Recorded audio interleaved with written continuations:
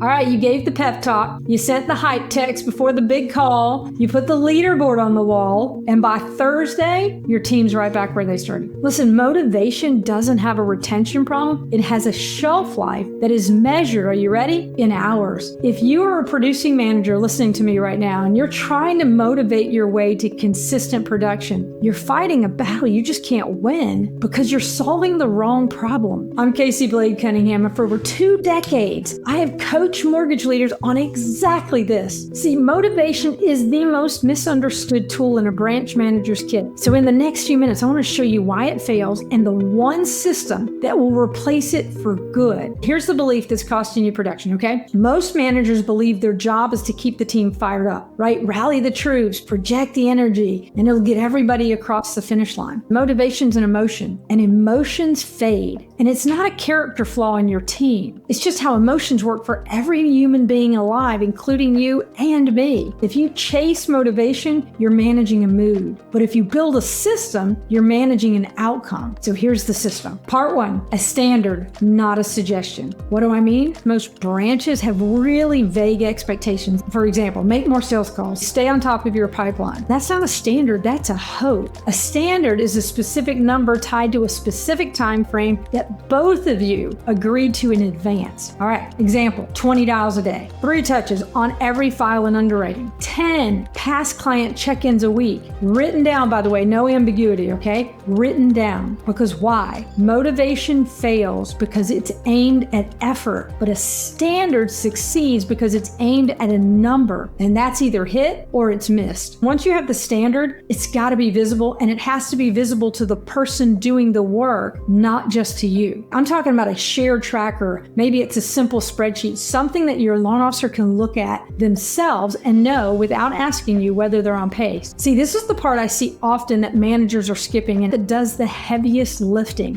When someone can see their own numbers every day, they start managing themselves, and you stop being the source of pressure. The scoreboard becomes that. All right, let's do part 3. A short scheduled check-in every single week. Not a pep talk. I'm talking about 15 minutes, same day, same time, every single week, no matter what production looks like. So you look at the standard, you look at the scorecard, and you ask one question: what got in the way this week? Then you help them solve that one thing. That is the whole meeting. See, here's what changes. When a loan officer knows the check-in's coming every week, regardless of how the week went, the standard becomes real. It's not a suggestion that fades by Thursday. It's a commitment someone's going to ask about on Monday. Now, motivation asks someone to feel like doing the work. Accountability asks someone to do the work, whether they feel like it or not. And here's the part that surprises new managers all the time. The feeling usually shows up after the action, not before it, right? Loan officers who hit their number 3 weeks running, they don't need a pep talk on week 4. The system